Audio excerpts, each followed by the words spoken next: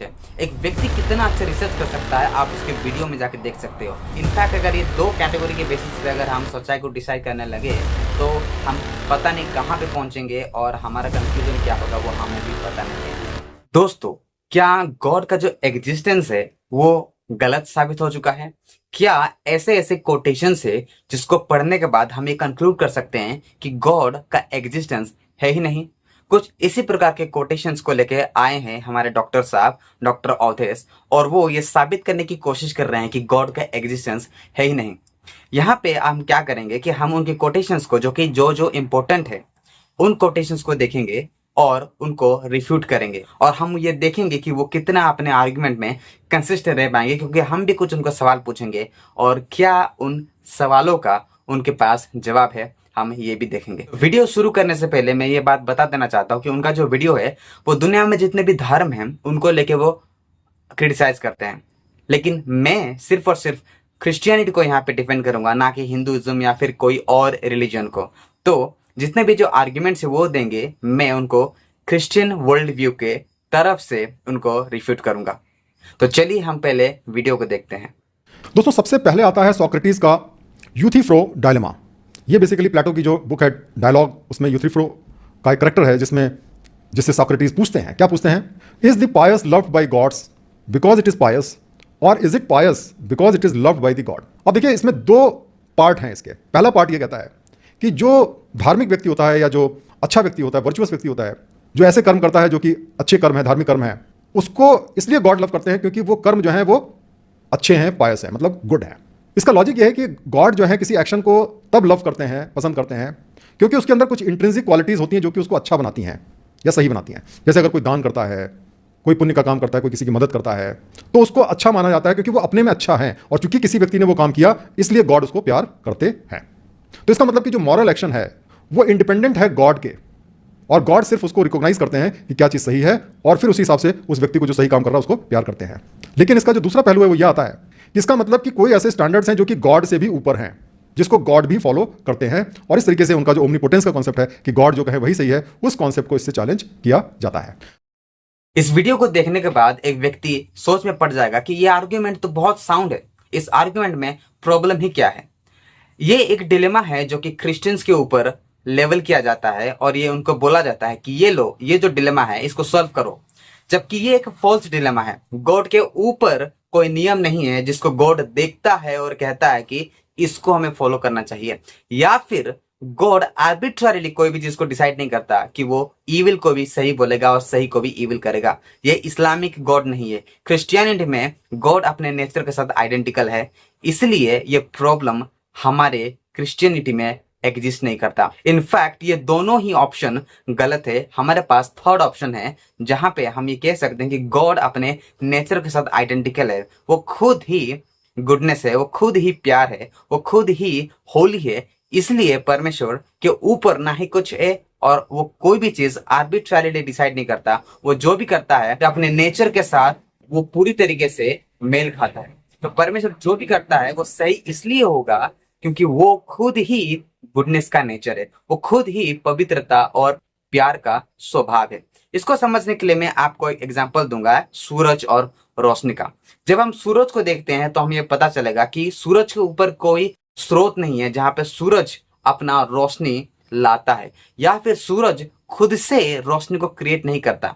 Right, ये दोनों ही option गलत है। थर्ड ऑप्शन ये है कि सूरज का एग्जिस्टेंस ही रोशनी का स्रोत है, सूरज ही है वो रोशनी जहां से हम रोशनी पाते हैं। राइट, तो इसलिए ना ही ऑप्शन ए जहां पे गॉड ऊपर देखता है और ये कहता है कि अच्छा हमें अभी ये फॉलो करना चाहिए, तो वो कमांड करता है कि हम ये फॉलो करना चाहिए, और ना ही गॉड आर्बिट्ररीली कोई भी चीज को डिसाइड करता है और वो कहता है कि ये करो तो ये सही है, ये गलत को करो तो गलत भी सही हो जाएगा। इस तरीके से गॉड गुड एंड इविल को ना ही डिफाइन करता है और ना ही गॉड अपने ऊपर कोई नियम को देख के कहता है कि ये गुड है और इविल है। वो खुद अपने नेचर के साथ आइडेंटिकल है और उसका जो नेचर है वो गुड है, होली है और पूरी तरीके से प्रेमी है। लेकिन हम यहाँ पे एक एथिस्ट को ये सवाल पूछ सकते हैं, इसी तरीके का डिलेमा उनके ऊपर, देखते हैं कि वो इनको सॉल्व कर पाते हैं या नहीं। मैं यहाँ पे डॉक्टर अवधेश और जितने भी एथिस्ट हैं उनको सवाल पूछना चाहता हूँ, जब आप कोई भी गुड करते हो, जैसे कि लोगों को हेल्प करते हो, या फिर इविल करते हो, लोगों का बुराई करते हो, या फिर रेप, मर्डर जैसा कोई भी चीज करते हो, तो क्या आप आर्बिट्ररीली गुड एंड इविल को डिसाइड करते हो, या फिर आपके ऊपर कोई नियम है जो कि ऑब्जेक्टिव इविल और गुड को डिफाइन करता है? फॉर एग्जाम्पल, जब आप ये कहते हो कि हम आर्बिट्ररीली कोई भी चीज को डिसाइड करते हैं, इसका मतलब आप गुड को इविल कह सकते हो और इविल को गुड कह सकते हो। कहने का मतलब आप रेप को भी सही कह सकते हो और अच्छा काम करने को भी बुरा कह सकते हो। आफ्टर ऑल ये पूरी तरीके से आर्बिट्ररी है। लेकिन अगर ये आर्बिट्ररी नहीं है, जो कि है ही नहीं, तो हमें ये मानना पड़ेगा कि हमारे ऊपर एक ऑब्जेक्टिव लॉ है, ऑब्जेक्टिव गुड और ऑब्जेक्टिव इविल को डिफाइन करता है। इसमें आपको एक ऑप्शन चुनना होगा। जो भी ऑप्शन चुनेंगे आप उसमें फंसेंगे, क्योंकि आप ये मानते हैं कि गॉड एग्जिस्ट नहीं करता। हमारे वर्ल्ड व्यू में ये पूरी तरीके से प्रॉब्लमेटिक नहीं है। इनफैक्ट ये किसी भी तरीके से प्रॉब्लमेटिक नहीं है, क्योंकि हमारे वर्ल्ड व्यू में, क्रिश्चियन वर्ल्ड व्यू में, एक अनचेंजिंग नेचर है गॉड का, जहां पे जो गॉड चेंज नहीं होता है, यानी कि मॉरल लॉस कभी भी चेंज नहीं होते हैं, इसलिए मोरालिटी भी कभी भी चेंज नहीं होता है। इसलिए हम ये कह सकते हैं कि ये जो डिलेमा है, यूथ्रोफो डिलेमा, ये हमारे वर्ल्ड व्यू में एग्जिस्ट ही नहीं करता है। लेकिन आपके वर्ल्ड व्यू में ये मैंने जो प्रश्न पूछा कि क्या आप कोई भी चीज को आर्बिट्ररीली डिसाइड करते हो, गुड एंड इविल, या फिर आपके ऊपर कोई ऑब्जेक्टिव लॉ है जो कि ये बताता है कि ऑब्जेक्टिव गुड और ऑब्जेक्टिव इविल एग्जिस्ट करता है? होपफुली आप इस प्रश्नों का उत्तर दे पाएंगे। मुझे नहीं लगता कि ये प्रश्नों का उत्तर आपके वर्ल्ड व्यू में एग्जिस्ट भी करता है। आप कोई भी ऑप्शन चुनो, आप उसमें फंसोगे। दूसरा है दोस्तों इपिक्यूरियस पैराडॉक्स। ये एक फिलोसफिकल डायलेमा है जिसको कई बार प्रॉब्लम ऑफ इविल भी कहा जाता है। इसने भी गॉड को चैलेंज नहीं किया कि गॉड नहीं है, क्योंकि वो जमाना था जब आप अगर ये चैलेंज करें कि गॉड नहीं है तो शायद आपको सूली पे लटका दिया जाता। आज भी चैलेंज करना इतना मुश्किल है, तो अब से 2000 साल 3000 साल पहले तो चैलेंज करना बहुत ही मुश्किल था। और इपिक्यूरियस का क्या पीरियड था? 341 से 270 बीसी, मतलब अब से करीब 2300 साल पहले का पीरियड था। लेकिन इपिक्यूरियस ने फिर एक सवाल किया, और फिर वो सवाल ऐसा टेढ़ा था कि अगर आप उसको ध्यान से सोचेंगे तो आपको समझ में आ जाएगा कि गॉड का कोई एग्जिस्टेंस नहीं है। उन्होंने एक पैराडॉक्स प्रेजेंट किया आपके सामने। उन्होंने कहा कि गॉड जो है, अगर वो बुराई को रोकना चाहता है और रोक नहीं सकता, तो फिर वो ओमनीपोटेंट कैसे हुआ, सर्वशक्तिमान कैसे हुआ? अगर गॉड एक्चुअली प्रिवेंट करना चाहता है बुराई को, इविल को, लेकिन उसका इंटरेस्ट नहीं, अनविलिंग है, तो फिर वो ओमनी बेनिवलेंट कैसे हुआ? फिर वो सबका भला कैसे चाहता है? और गॉड जो है, अगर वो विलिंग भी है और उसके अंदर एबिलिटी भी है सारी बुराइयों को खत्म करने की, तो इस दुनिया में बुराई है क्यों? और गॉड अगर जो है मान लीजिए ना तो विलिंग है और ना इस काबिल है कि वो सारी बुराइयों को रोक सके, तो फिर हम उसको गॉड कहते क्यों हैं? क्योंकि आप देखते हैं कि इस दुनिया में बहुत सारी बुराइयां या इविल हैं। इनजस्टिस है, क्राइम है, मर्डर है, इनइक्वलिटी है, अकाल मृत्यु होती है, मतलब हर तरीके की बुराइयां आपको इस दुनिया में मिल जाएंगी। तो ये इस बात को स्टैब्लिश करती हैं कि गॉड नहीं है। कम से कम जैसा हम सोचते हैं कि ओमनीपोटेंट, ओमनीप्रेजेंट और जो है ओमनीसिएंट, ऐसा कोई गॉड नहीं है। तो ये एक बड़ा इंपॉर्टेंट कोट था। एपिक्यूरियस पैराडॉक्स। इस पैराडॉक्स में आप देखोगे कि बहुत सारी चीजें यहाँ पे मेंशन किया गया है, एट द सेम टाइम बहुत सारी चीजें यहाँ से हटाया भी गया है। अगर कुछ इंफॉर्मेशन हम इस पैराडॉक्स में डाल देंगे तो ये पैराडॉक्स पूरी तरीके से सॉल्व हो जाएगा और इनका जो आर्ग्यूमेंट्स है ताश के पत्तों की तरह बिखर जाएगा। फॉर एग्जाम्पल, ये पैराडॉक्स ये कहता है कि God is all powerful, then he is not all loving. मतलब अगर परमेश्वर पूरी तरीके से ताकतवर है तो हो सकता है कि वो पूरी तरीके से प्यार नहीं है, क्योंकि वो हमें बचाना तो चाहता है, पावरफुल है, लेकिन वो बचा नहीं रहा है क्योंकि वो पूरी तरीके से हमें प्यार नहीं करता। या फिर ऐसा हो सकता है कि वो पूरी तरीके से हमें प्यार तो करता है लेकिन वो बचा नहीं पा रहे क्योंकि वो ताकतवर नहीं है। इसमें देखेंगे कि बहुत ही कन्विंसिंग लगेगा, लेकिन क्रिश्चियनिटी में ये प्रॉब्लम एग्जिस्ट ही नहीं करता। इनफैक्ट इस प्रॉब्लम का सॉल्यूशन देता है क्रिश्चियनिटी में। क्रिश्चियनिटी में God is all powerful, God is all loving, God is all merciful, और जितने भी जो पॉजिटिव एट्रीब्यूट्स है उन सभी का पूरी तरीके से अगर कोई नेचर और एक बीइंग है, then that is the Christian God. तो ये प्रॉब्लम क्रिश्चियनिटी में एग्जिस्ट नहीं करता। तो यहाँ पे जो इंफॉर्मेशन मिसिंग है, जैसा कि मैंने कहा, वो है ह्यूमन फ्रीडम। ह्यूमन फ्रीडम को यहाँ पे पूरी तरीके से नेग्लेक्ट किया गया है। ये बात सच है कि गॉड ऑल पावरफुल है क्रिश्चियनिटी में और ऑल लविंग भी है, लेकिन परमेश्वर कभी भी अपने नेचर के अगेंस्ट में काम नहीं करेगा। अगर वो हमें बनाया है, हम अगर एक मॉरल बीइंग है, वो हमें बनाया है, तो हमें जाहिर से बात है मॉरल बीइंग के तहत वो हमें एक फ्रीडम देगा चुनने का, कि हम उसको चुनेंगे या फिर हम उसको नहीं चुनेंगे, ये हमारे ऊपर है। अगर उसको चुनते हैं then we are in a good fellowship. अगर हम उसको नहीं चुनते हैं, उससे अलग होना ही क्या है? ईविल है। इसलिए इस दुनिया में आपको ईविल दिखेगा। तो ये जो पैराडॉक्स है, जो एपिक्यूरस पैराडॉक्स, ये पूरी तरीके से ह्यूमन फ्रीडम को निग्लेक्ट करता है। अगर इसको यहीं पे ऐड किया जाए तो ये पूरी तरीके से ये पैराडॉक्स ताश के पत्तों की तरह बिखर जाता है। इनफैक्ट अगर हम क्रिश्चियनिटी में जाके देखेंगे तो ईविल का ओरिजिन के बारे में बताते हैं, ईविल के पर्पस के बारे में बताता है, ईविल के डेथ या फिर उसका एंड के बारे में भी बताया गया है। अभी जो है हम अभी मिडिल में हैं। जेनेसिस में हम जब देखेंगे तो हमें स्वर्ग वहां खो चुके हैं, और हम जब रेवलेशन में देखेंगे तो अभी हमें स्वर्ग मिलेगा आगे चल के। अभी हम बीच में हैं, कहानी अभी तक खत्म नहीं हुआ है। अगर परमेश्वर ने बुराई को नहीं हटाया है, इसका मतलब ये नहीं है कि वो आगे भी चल के उसको नहीं हटाएगा। यहाँ पे जो क्लेम कर रहा है व्यक्ति, ऑल नोइंग होने का क्लेम कर रहा है, वो कह रहा है कि God is not this and God is not that. Are you all powerful? Are you all knowing? ये जो आर्ग्यूमेंट है खुद को गॉड कहने वाला आर्ग्यूमेंट है। तो क्योंकि अभी तक बुराई खत्म नहीं हुआ है, इसका मतलब ये नहीं कि वो आगे भी चल के खत्म नहीं होगा। रेवलेशन में हम देख पाते हैं कि गॉड किस तरीके से ईविल को डिफीट करता है और ईविल पूरी तरीके से खत्म हो जाता है। तो अभी टाइम है रेवलेशन में पहुंचने का। तो ये पैराडॉक्स पूरी तरीके से सॉल्व हो जाता है और ताश के पत्तों की तरह इनका आर्ग्यूमेंट्स बिखर जाता है। लेकिन मेरा यहाँ पे एथिस्ट और जितने भी लेकिन मेरा यहाँ पे जो सवाल डॉक्टर ओदेस और जितने भी एथिस्ट है उनसे वो ये है कि आपको क्यों प्रॉब्लम हो रहा है जब भी कोई बुरा करता है तो? जबकि बुराई जो है वो यानी जो ईविल है बहुत ही सब्जेक्टिव है। आपका बुराई करना या फिर बुराई के लिए जो कंप्लेन है, आपका जो जमीर है चिल्ला चिल्ला के ये कह रहा है कि ऐसा नहीं होना चाहिए, ऐसा होना चाहिए, ये साबित करता है कि बुराई ऑब्जेक्टिवली बुरा है और अच्छाई ऑब्जेक्टिवली अच्छा है। और ये तब तक नहीं होगा जब तक गॉड एग्जिस्ट नहीं करेगा। तो आपका ये जो कंप्लेन है ईविल को लेके, इट प्रूव्स कि गॉड एग्जिस्ट। तो ये जो ईविल है दुनिया में है, ये गॉड के अगेंस्ट में नहीं, गॉड के फेवर में काम करता है। यानी गॉड के एग्जिस्टेंस को प्रूफ करने के लिए काम करता है, ना कि गॉड के एग्जिस्टेंस को खारिज करने के लिए। तो ये आर्गुमेंट भी आपके ऊपर भारी पड़ गया। तीसरा दोस्तों कोट आता है सिनेका से। सिनेका जो है एक स्टोइक फिलोसोफर थे रोमन। उन्होंने बड़ा एक इंटरेस्टिंग कोट दिया, religion is regarded by the common people as true, by the wise as false and by the ruler as useful. धर्म जो होता है उसको जो एक आम आदमी है उसको सच मानता है, जो समझदार आदमी है वो उसको झूठ मानता है, और जो राजा होते हैं वो उसको यूजफुल मानते हैं या इस्तेमाल करने योग्य मानते हैं, उसके फायदे हैं। ये हमें ये बताता है कि जो धर्म है वो कितना सब्जेक्टिव होता है। जो लोग होते हैं वो बिना विचार किए हुए, आम आदमी जो है जो कि पुस्तकों में लिखा उसको मान लेता है सही हो। लेकिन अगर आप जरा से भी समझदार हैं, आप उसके अंदर जाएंगे तो आपको पता चलेगा कि वो सब झूठ है। लेकिन उसके बावजूद वो क्यों दुनिया में सस्टेन करते हैं? क्योंकि जो गवर्नमेंट होती है, जो रूलर्स होते हैं, जो राजा लोग होते हैं, नेता लोग होते हैं, उनके लिए धर्म बहुत बड़ा हथियार है, बहुत अच्छा उसका इस्तेमाल हो सकता है। क्योंकि जब तक लोग धर्म से बंधे हुए हैं तब तक उनके खिलाफ खड़े नहीं होंगे, आसानी से उनको रूल कर सकते हैं। तो चलिए दोस्तों देखते हैं कि इस आर्गुमेंट में क्या प्रॉब्लम है। इस आर्गुमेंट पे लोगों को 3 भाग में बांटा गया है। एक जो मूर्ख है, दूसरे जो बुद्धिमान है, और तीसरे रिलीजन को जो यूज करते हैं एज ए टूल लोगों को कंट्रोल करने के लिए। तो सबसे पहला कैटेगरी में हम देखते हैं मूर्ख व्यक्ति। सबसे पहले ये एक गलत एजम्पशन है कि जो जो रिलीजन को मानते हैं वो हमेशा मूर्ख ही होते हैं, राइट?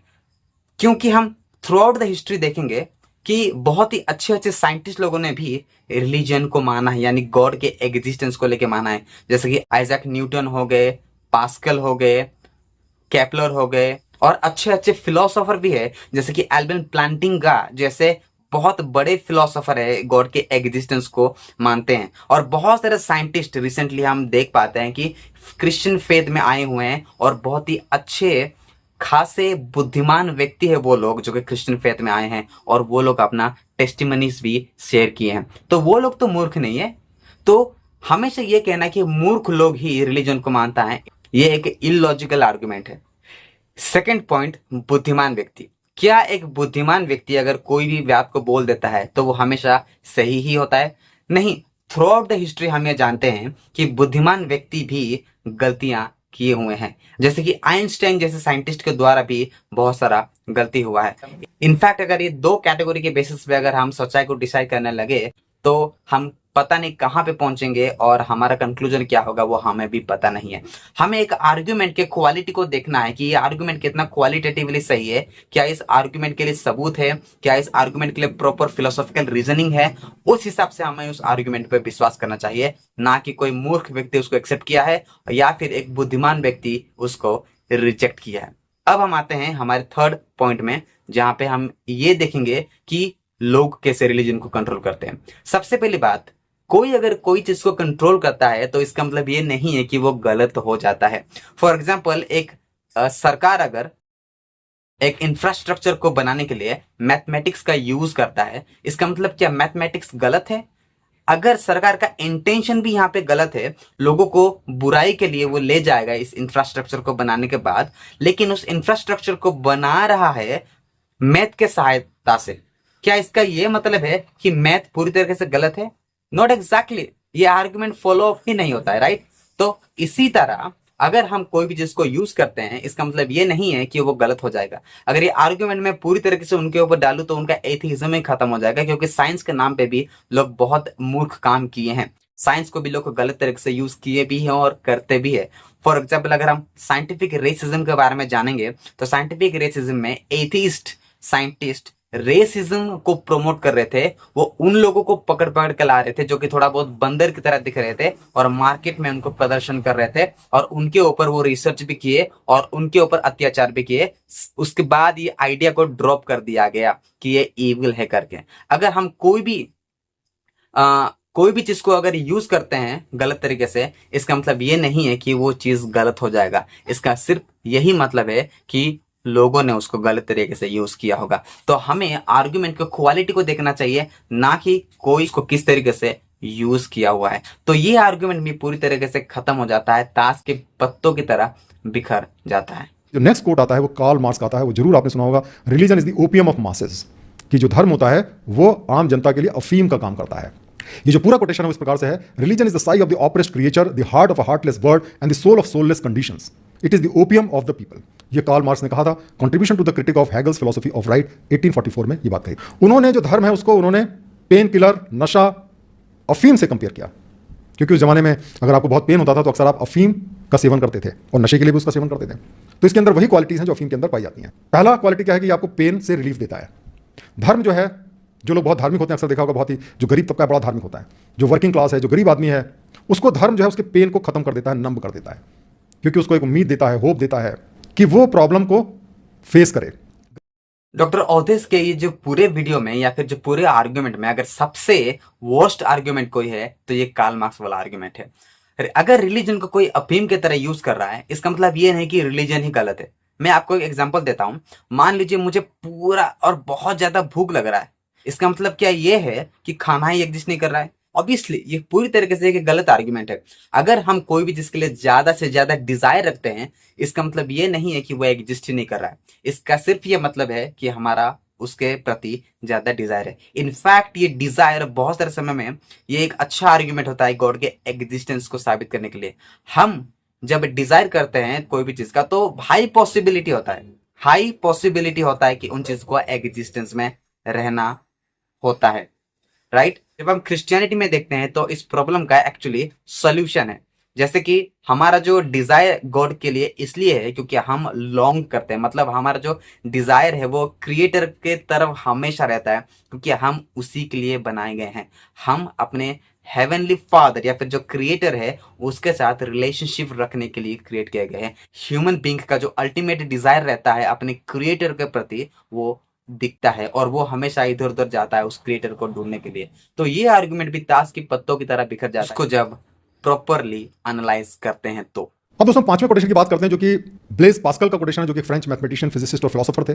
उन्होंने कहा, man never do evil so completely and cheerfully as when they do it from religious conviction. कि दोस्तों ये जो बुरे कर्म होते हैं, आपको पता रहता है ये बुरे कर्म है। कोई भी आदमी मर्डर करता है, रेप करता है, इनजस्टिस करता है, उसका अंदर से दिल कहता है कि भाई ये चीजें गलत हैं।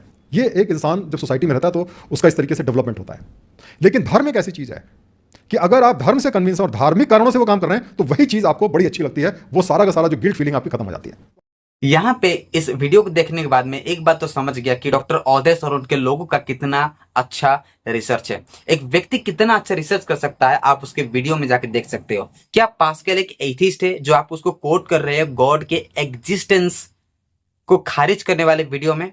नहीं, he was a devoted Christian. वो है कि क्रिश्चियन थे, और ये जो आर्ग्यूमेंट है वो पास्कल जो देते हैं वो रिलीजन हिपोक्रेसी के ऊपर देते हैं, ना कि किसी भी प्रकार गॉड के एग्जिस्टेंस को लेकर देते हैं। यहाँ पे पता चलता है कि आपका जो रिसर्च है कितना अच्छा है और आप किस तरीके से लोगों को बेवकूफी भी बनाते हैं। आप एक पीएचडी करने वाले व्यक्ति है, लेकिन आपको ये भी नहीं पता कि आप किस तरीके से रिसर्च करोगे और लोगों को वो प्रेजेंट करोगे। पता नहीं आप कहां से ये कोटेशन वगैरह उठा के लाए। ये पूरी तरीके से मिसलीडिंग है लोगों के लिए, जहां पे लोग भटकेंगे और ये समझेंगे कि पास्कल भी गॉड के एग्जिस्टेंस को लेके कोई तर्क देते हैं, जबकि वो खुद ही एक क्रिश्चियन थे। इससे पता चलता कि आपका ये आप कितना यूज कर रहे हो अपने रिसर्च में, और आप एक पीएचडी करने वाले व्यक्ति है। सरप्राइज। अब हम बात करते हैं एक बड़ी इंटरेस्टिंग कोटेशन की, जो कि गैलोस मैकॉन का है। ये एक फिलोसोफर थे और चेयरमैन थे फिलोसफी डिपार्टमेंट के ऑबर्न यूनिवर्सिटी के।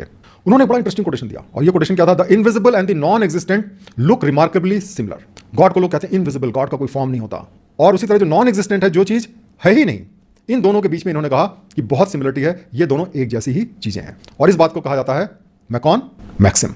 ये बात जो है उन्होंने अपनी किताब थी मिथ मेकर्स मैजिक, उसके अंदर दी हुई थी। मिकॉन्स का जो आर्ग्यूमेंट है, अगर हम ये दिखा दे कि गॉड का एक इफेक्ट है, तो जाहिर सी बात है ये आर्ग्यूमेंट पूरी तरीके से ताश के पत्तों की तरह बिखर जाएगा। जैसे कि अगर यूनिवर्स के बिगिनिंग को देखेंगे, यूनिवर्स के डिजाइन को देखेंगे, मोरालिटी को देखेंगे, जब हमारे सोसाइटी में कि वो ऑब्जेक्टिव है, ये सारे जो इफेक्ट है ये साबित करता है कि गॉड एग्जिस्ट करता है। तो गॉड सिर्फ और सिर्फ इनविजिबल नहीं है, उसका एक इम्पैक्ट है जो कि ये साबित करता है कि वो एग्जिस्ट करता है। तो ये आर्ग्यूमेंट भी पूरी तरीके से ताश के पत्तों की तरह बिखर जाता है जब हम उसको प्रॉपरली एनालाइज करते हैं। तो 8वां कोटेशन दोस्तों आता है कार्ल सैगन से, जो कि एक साइंस कम्युनिकेटर हैं और एस्ट्रोनॉमर हैं। उन्होंने ये क्लेम किया था 1979 की किताब है इनकी ब्रोकास ब्रेन। उसके अंदर उन्होंने कहा extra ordinary claims require extra ordinary evidence. आपका क्लेम जितना ज्यादा एक्स्ट्रा ऑर्डिनरी है, उसके लिए आपको उतने ही ज्यादा एक्स्ट्रा ऑर्डिनरी एविडेंस को प्रेजेंट करने की जरूरत है। Extra ordinary claims requires extra ordinary evidence. Surprise, क्योंकि यहाँ पे प्रॉब्लम यहाँ पे इस कोटेशन में भी ये है कि डिसाइड कौन करेगा कि एक्स्ट्रा ऑर्डिनरी क्या है। फॉर एग्जाम्पल, मेरे लिए जो एक्स्ट्रा ऑर्डिनरी हो सकता है वो दूसरे व्यक्ति के लिए एक्स्ट्रा ऑर्डिनरी नहीं हो सकता है। और इसको अगर हम समझना है तो आप इस उदाहरण से समझ सकते हैं कि मान लीजिए मेरे हाथ में जो फोन है, लैपटॉप है, बड़े बड़े मशीन है, लेकिन एक फर्स्ट सेंचुरी ज्यूइश व्यक्ति के लिए वो पूरी तरीके से एक्स्ट्रा ऑर्डिनरी और यूनिक है। तो उसके लिए जो एक्स्ट्रा ऑर्डिनरी है वो मेरे लिए बहुत ही नॉर्मल और आम सी बात है। तो यहाँ पे डिसाइड कौन करेगा कि एक्स्ट्रा ऑर्डिनरी चीज क्या है? तो हमें हमेशा एक्स्ट्रा ऑर्डिनरी चीजों को नहीं, लेकिन सफिशिएंट रीजन है क्या वो फिलोसॉफिकली साउंड है, साइंटिफिक एविडेंसेस है, इसी के ऊपर ध्यान देना है। और ये हम जान सकते हैं कि हमें उसको मानना है या नहीं। तो हमें एक्स्ट्रा ऑर्डिनरी चीज नहीं, लेकिन हमें सफिशिएंट रीजन ढूंढने की जरूरत है। मुझे विलियम लेन क्रिक का एक कोटेशन याद आ रहा है, जो कि बहुत ही अच्छे से वो कहते हैं कि जब भी कोई एथिस्ट कहता है कि मुझे एक्स्ट्रा ऑर्डिनरी एविडेंसेस चाहिए क्योंकि आपका क्लेम्स एक्स्ट्रा ऑर्डिनरी है, तो वो ये कहते हैं कि एक एथिस्ट को कितना भी एविडेंस दे दो, वो कभी भी कन्विंस नहीं होगा कि गॉड का एग्जिस्टेंस भी है। वो कभी भी कन्विंस नहीं होगा, क्योंकि उसका जो इंटेंशन रहता है वो ये रहता है कि कितना भी एविडेंस दे दो, वो कभी भी उसको नहीं मानेगा। तो हमें हमेशा सफिशिएंट रीजनेबल एविडेंसेस को ढूंढना चाहिए, ना कि एक्स्ट्रा ऑर्डिनरी एविडेंसेस। तो एथिस्ट लोगों के पास भी बहुत सारे ऐसे एक्स्ट्रा ऑर्डिनरी और यूनिक क्लेम्स है। क्या उनके पास एक्स्ट्रा ऑर्डिनरी एविडेंसेस है? हम उसको देखेंगे। जैसे कि नॉन लिविंग बीइंग से एक लिविंग बीइंग होना, ये एक बहुत बड़ा एक्स्ट्रा ऑर्डिनरी क्लेम है। क्या सबूत है उनके पास? क्या लेबोरेटरी एक्सपेरिमेंट है उनके पास जहां पे ये वो बोल पाएंगे कि ये है वो एक्स्ट्रा ऑर्डिनरी एविडेंस? दूसरा, एक डिजाइन तो है लेकिन डिजाइनर नहीं है। हम अपने जब डीएनए को देखेंगे वो इतना कॉम्प्लेक्स डिजाइन है, तो ये जो डिजाइन है क्या वो अपने आप आ सकता है? क्योंकि जब भी हम डिजाइन को देखते हैं तो उसके पीछे एक डिजाइनर रहता है। ये एक एक्स्ट्रा ऑर्डिनरी और यूनिक क्लेम है, लेकिन इसका कोई भी सबूत अभी तक एक्स्ट्रा ऑर्डिनरीली मिला नहीं है। अब दोस्तों बात करते हैं रिचर्ड डॉकिन का बहुत ही फेमस कोड है, जो उन्होंने अपनी बुक गॉड डिल्यूजन में दिया है, जो 2006 में पब्लिश हुई थी, और ये भी 4 हॉर्समैन में एक माने जाते हैं न्यू एथिज्म के। इन्होंने कहा था, we are all atheist about most of the gods that humanity has ever believed in. Some of us go just one god further. Atheist में और धार्मिक व्यक्ति में क्या फर्क होता है? जो धार्मिक व्यक्ति भी होता है वो अपने गॉड के अलावा किसी और गॉड पे विश्वास नहीं करता। आप किसी हिंदू से पूछें क्या आप अल्लाह पे विश्वास करते हो, क्या आप जीसस को गॉड मानते हो, वो नहीं मानता है। और इसी तरह किसी मुसलमान से पूछो कि वो क्या राम को या जो है कृष्ण को इनको गॉड मानता है, नहीं मानता। वो सिर्फ अपने गॉड को विश्वास करता है। और जो एथिस्ट होते हैं वो किसी गॉड पे विश्वास नहीं करते। तो सिर्फ एक गॉड का फर्क है, जो आपके अपने धर्म के गॉड हैं, उसके अलावा जो धार्मिक लोग होते हैं वो भी दूसरे गॉड को नहीं मानते। और ये कोटेशन ये बताता है कि एक्चुअली दुनिया में कोई गॉड पे विश्वास करता ही नहीं है, क्योंकि सिर्फ आप अपने गॉड पे विश्वास करते हैं, जबकि हर धर्म का अपना अपना गॉड है। उसके नजरिए में तो आप बेसिकली एथिस्ट हैं। तो रिचर्ड डॉकिन के इस आर्गुमेंट को समझते हैं, लेकिन उस आर्गुमेंट को समझने से पहले हम एक एग्जांपल लेंगे ताकि हम और अच्छे से समझ पाए। मान लीजिए एक लड़की के घर 50 रिश्ते आए हैं, उस 50 में से 49 रिश्ते को वो रिजेक्ट की है और 50 नंबर लड़की को उसने हाँ बोल के शादी की है। क्या इसका मतलब ये है कि वो अभी भी बैचलर है? क्यों? क्योंकि 49 लड़की को रिजेक्ट की है? नहीं, राइट। वो पूरी तरीके से अभी शादीशुदा है, क्योंकि उसको ये लड़का ज्यादा फेथफुल लगा बाकी 49 लड़कों से। तो अगर इस कोटेशन को अगर हम रियल लाइफ में अप्लाई करें तो हमसे ज्यादा बेवकूफ और कोई नहीं होगा। और एथिस्ट ये कोटेशन को अपने लाइफ में जीते भी नहीं है, लेकिन गॉड के नॉन एग्जिस्टेंस को साबित करने के लिए ये कोटेशन डाल देते हैं, लेकिन उसके पीछे क्या इम्प्लीकेशन है उसको वो समझ ही नहीं पाते। जब भी कोई क्रिश्चियन दूसरे रिलीजन को रिजेक्ट करता है, उन वर्ल्ड व्यूज का प्रॉपर एविडेंसेस नहीं है, वो वर्ल्ड व्यू आपस में ही टकराते हैं, वो वर्ल्ड व्यूज कंसिस्टेंट नहीं है, कोहेरेंट नहीं है, इसलिए वो उनको रिजेक्ट करते हैं। लेकिन क्रिश्चियन वर्ल्ड व्यू में historical evidence, philosophical arguments, scientific evidences, ये सारे पॉइंट्स ये बताता है कि क्रिश्चियनिटी सही है। और दूसरे वर्ल्ड व्यू अगर उससे टकराते हैं तो जाहिर सी बात है लॉ ऑफ नॉन कॉन्ट्राडिक्शन के हिसाब से वो गलत ही होंगे। तो हमने जितने भी आर्ग्यूमेंट्स देखा यहाँ पे, जो जो इंपॉर्टेंस था मैंने उसी को ही हाईलाइट किया, क्योंकि अगर आप पूरे वीडियो में देखेंगे जाके तो बहुत सारे आर्ग्यूमेंट्स रिपीटेटिव है, तो मैंने उनको एड्रेस नहीं किया है। लेकिन जितना हमने एड्रेस किया है प्रोबेबली हमने अच्छा खासा एड्रेस किया है। तो ये था हमारा रिफ्यूटेशन इस वीडियो का। और जो जो इंपॉर्टेंस लगा मुझे कोटेशंस, मैंने उसी को ही एड्रेस किया है। और जितने भी आर्ग्यूमेंट्स इन्होंने अपने वीडियोस में दिए हैं बहुत ही रिपीटेटिव आर्ग्यूमेंट्स है, एक दूसरे से मेल खाता है, लेकिन जितना भी मैंने एड्रेस किया प्रोबेबली उसमें वो आ जाता है, तो मैंने उसको फिर से रिपीट नहीं किया है। तो ये कोटेशंस एक्चुअली साबित नहीं करते हैं कि गॉड के एग्जिस्टेंस है ही नहीं। इनफैक्ट ये कोटेशंस अगर हम जब उन्हीं के वर्ल्ड व्यू में अप्लाई करेंगे तो उनका जो बर्डन ऑफ प्रूफ है वो उसको कभी भी जस्टिफाई नहीं कर सकते। वो उनका जो आर्ग्यूमेंट है ताश की पत्तों की तरह बिखर तो जाता है, एट द सेम टाइम वो बहुत ही इलॉजिकल होता है। तो वो कभी भी इन क्वेश्चंस का आंसर नहीं दे पाएंगे। मैं आशा करता हूँ ये वीडियो आपको अच्छा लगा, समझ में आया, और अगर होगा आगे तो मैं और ऐसे वीडियो लेके आऊंगा। तब तक आप हमारे चैनल को सब्सक्राइब करें, लाइक करें, कमेंट करें और ज्यादा से ज्यादा इसको शेयर करें। धन्यवाद।